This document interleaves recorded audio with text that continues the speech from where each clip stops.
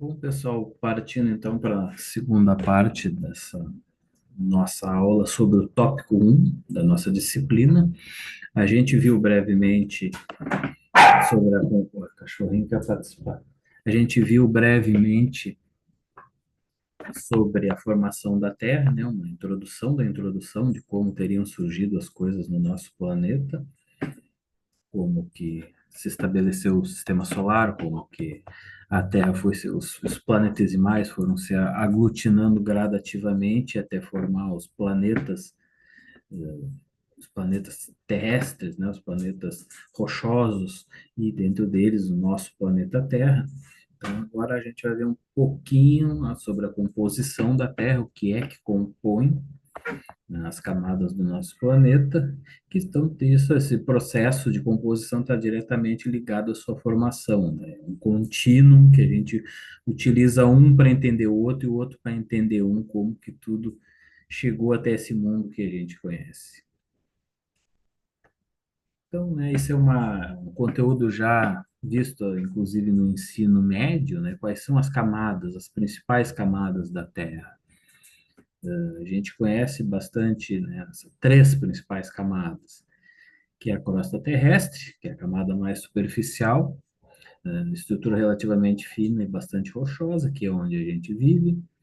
Logo abaixo dela a gente vai ver o manto, que pode ser dividido em manto superior e manto inferior, né? O manto superior, ele tem rochas mais quentes, tem o magma, são rochas mais maleáveis, digamos assim, mais dúcteis, não é que elas sejam completamente líquidas, elas são um estágio intermediário entre sólido e líquido, elas conseguem meio que ter uma plasticidade, assim, ali é onde acontecem os processos, o início dos processos de metamorfismo, né, onde as rochas se deformam. Abaixo dele a gente vai ter o manto inferior, que ele é mais quente, ele tem mais líquido, né? Tem mais magma, de onde vem possivelmente as formações magmáticas que a gente conhece, que extravasam sobre a Terra, e o núcleo, que é a camada mais interna, é o centro do planeta mesmo. Ele também está dividido em duas porções. O núcleo externo, formado por níquel e ferro líquido, também imagina a pressão e a temperatura nessa região para ter ferro líquido, e o núcleo interno, que também tem níquel, mas tem ferro sólido, um núcleo sólido, conhecido como NiF, né? A gente viu isso algumas vezes no ensino médio, e chamava de um núcleo NiF, né? Que é níquel mais ferro, no núcleo da Terra. E todas essas camadas vão estar ligadas com a sua formação. Lembra lá nos primórdios da acreção planetária, os materiais mais densos foram se agrupando primeiro, se aglutinando primeiro e foram indo para o fundo, cada vez mais pela pressão da força gravitacional, se situando no centro do planeta. E os materiais um pouco menos densos foram ficando por fora, como se fosse a casca, né? A casca do ovo. O núcleo interno tem o mais denso, que é ferro e níquel, extremamente compactado, pesado, supermassivo, onde tem a força gravitacional é tremenda, que faz com que aquele material chegue a girar e produzir o campo eletromagnético da Terra. E os materiais menos densos vão ficando nas regiões periféricas, vão ficando mais em direção à camada externa da Terra, digamos assim. Aqui a gente tem uma visão como se fosse um corte em forma de pizza para o interior da Terra. E novamente a gente tem uma ideia da profundidade, da espessura de cada uma dessas camadas. Vejam só que a crosta, que é onde a gente vive, ela tem uma espessura entre 5 e 10 quilômetros nos oceanos e de 30 a 70 quilômetros nos continentes. Veja bem, olha a diferença. A crosta oceânica ela é muito mais delgada do que a crosta continental. A crosta oceânica ela é mais densa, ela é composta por rochas muito densas, o basalto e o gabbro é predominante. Ela é mais fina, mais densa. E a crosta continental, onde ficam os continentes, ela é um pouco menos densa e ela é mais larga, digamos assim, onde ocorre todo o relevo que a gente vê, as montanhas, e todas as formações geológicas que a gente tem em cima dos continentes. Então, a temperatura média, mais ou menos, da crosta é de 400 graus. Aí a gente vai ter o grau geotérmico. A cada tantos metros, ela, se eu não me engano, aumenta um grau. Não me lembro quantos metros é agora. Essa diferença de densidade e de espessura, isso vai refletir direto nos movimentos tectônicos. A gente vai ver na parte seguinte, vai ver quando a gente vê a formação das placas tectônicas na Terra e o que que isso interfere na superfície vai estar diretamente ligado com essa questão de uma crosta oceânica e de uma crosta continental, uma ser mais densa que a outra. Abaixo a gente vai ter então um manto que chega a uma profundidade de até 2.900 quilômetros. Vejam só, temperatura de até 4.000 graus. Começa a aumentar a pressão e a temperatura nessa região. E é ali que, nesses movimentos da crosta, muitas vezes algumas dessas porções de crosta continental ou oceânica vão se afundar no manto e vão sofrer os processos de metamorfismo. Uma temperatura tão alta e pressão tão alta, a rocha vai se alterar e vai se transformar numa metamórfica, né? Isso a gente vai ver mais para o tópico 2, né? Mais adiante na disciplina. O núcleo externo é uma profundidade que inicia mais ou menos ali nos 2.900 quilômetros, até em direção, imagina, em direção até o centro da Terra, e vai até 5.150 quilômetros, a temperatura de 4 a 5.000 graus. E o núcleo interno vai até o raio máximo da Terra, uma profundidade ali de 6.300, 6.400 quilômetros, uma temperatura entre 5.000 e 6.000 graus. Não se sabe muito bem por que ele ali ele está nessa temperatura extrema, mas ele se tornou sólido nessa parte, né? Possivelmente devido à pressão tamanha que tem nessa região, acaba que ele ficou sólido e não semilíquido conforme as outras camadas.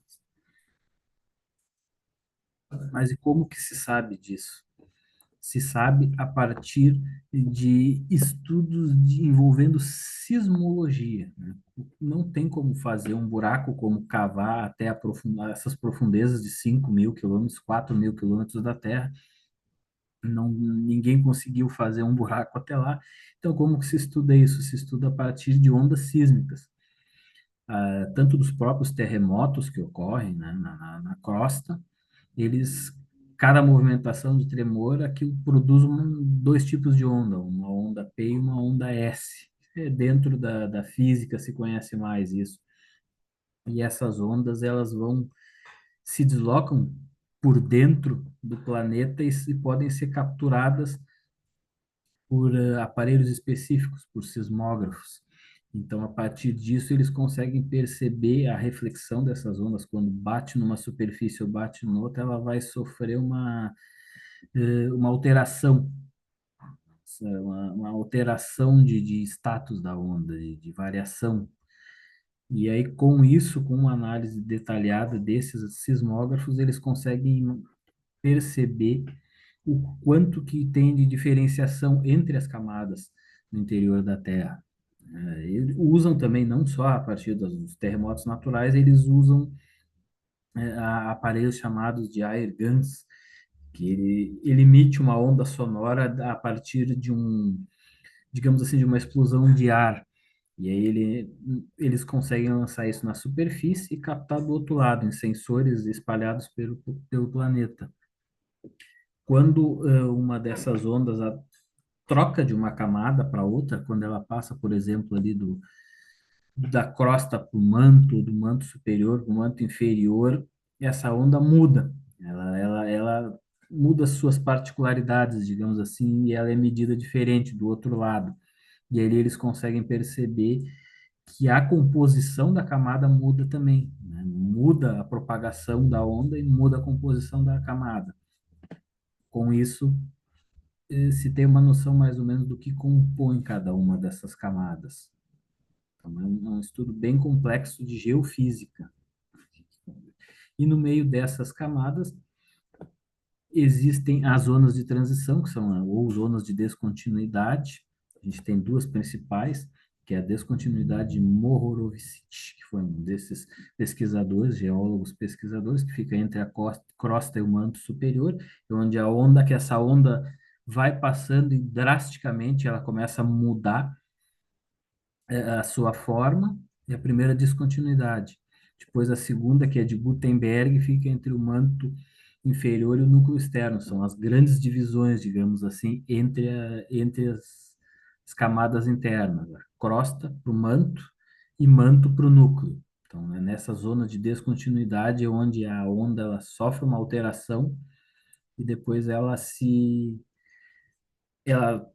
troca inflexão, é uma coisa bem complexa de física mesmo, que para se entender bem, a gente tem que entender coisas de geofísica. A composição, então, da Terra, de todas essas camadas, né, é bem variável. O oxigênio é que compõe principalmente toda a Terra, né? Os átomos de oxigênio não estão só na atmosfera, estão juntos com todas as outras composições. Ele chega na crosta, ele faz 46% da sua composição, é isso. A sílica, que é a segunda maior, tem 28%, e outros menores, em taxas menores. Aqui a gente tem uma noção da composição minerálica da crosta terrestre, da crosta, que é onde a gente vive.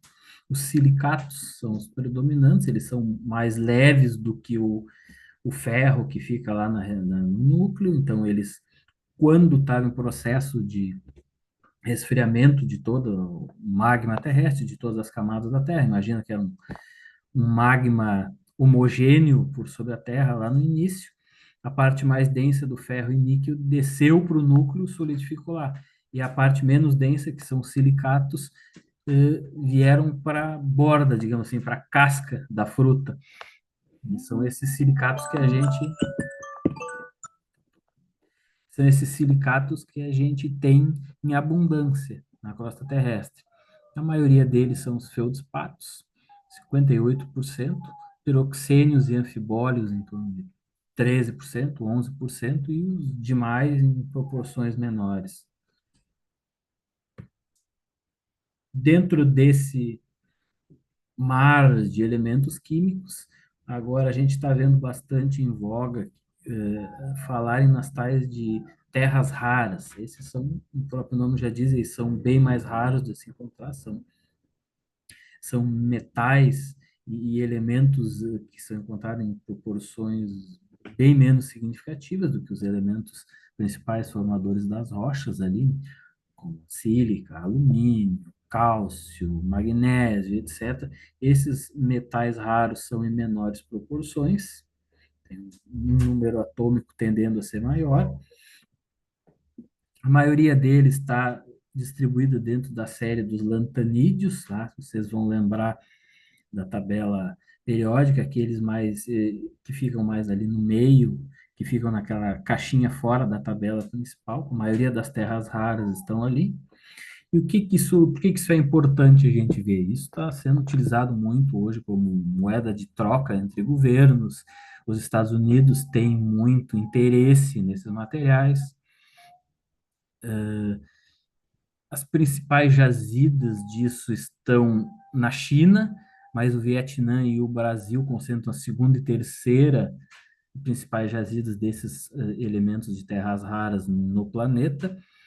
E eles são muito utilizados na indústria tecnológica atual, para a construção de aparelhos eletrônicos, inclusive para finalidades bélicas, né, são muito utilizados, são materiais que contêm muita resistência e maleabilidade, eles conseguem suportar altíssimas temperaturas e conseguem se malhar e se moldar de uma forma que outros não fazem, que outros quebrariam, que outros já se desfazeriam. Então, pode ser utilizados em N funções, principalmente do campo tecnológico. E aí, por isso, a gente vê o interesse das grandes potências, principalmente os Estados Unidos, né, que estão de olho nessa composição das terras raras. O que é, então, um mineral e uma rocha? A gente geralmente vê uma coisa e vê outra, e para a gente entender um pouquinho a diferença entre um e outro, né? Deixo esses slides como guia para vocês darem uma olhadinha, mas recomendo estudarem o capítulo referente a minerais do livro do Para Entender a Terra, do Press, que vai estar disponível na bibliografia, e também outros materiais também de estudo. Então, em última análise, um mineral é uma substância natural inorgânica sólida com composição química definida e estrutura cristalina. Ele é como se fosse um cristal indivisível. E a rocha nada mais é que um agregado natural de um ou mais minerais, ou de matéria mineral indiferenciada. Então, o mineral ele compõe uma rocha. Ele é uma estrutura um pouco menor, né? Não confundir um com o outro. Um mineral pode compor uma rocha, mas uma rocha não pode compor um mineral, né? E as rochas em si, elas podem ser monominerálicas ou poliminerálicas, ou seja, uma rocha pode ser composta por um único mineral, como é o caso do quartzito aqui que a gente tem nesse quartzo rosa. Ele é composto somente de quartzo, né, que é um mineral. Já o granito ele é poliminerálico, ele já é composto por mais minerais. Ele tem feldspato, tem quartzo e tem mica. A gente vê esses granitos, principalmente aqui, são muito expostos no litoral catarinense, ali Floripa e algumas praias, a gente vê muito desses granitos. E aí a gente pode ver que eles têm, cada corzinha diferente ali é um mineral diferente. Vocês, por exemplo, vê aquela corzinha preta, mais escurecida, aquela é a mica, ou um mineral muito próximo. A corzinha um pouco mais rosa, avermelhado, alaranjado é o feldspato. E a cor mais clara, mais branca, mais como se fosse um vidro, é o quartzo. Então, o granito é uma rocha poliminerálica. Os tipos básicos de rocha, então, que ocorrem no nosso planeta, mas principalmente na crosta, que é o foco do nosso estudo.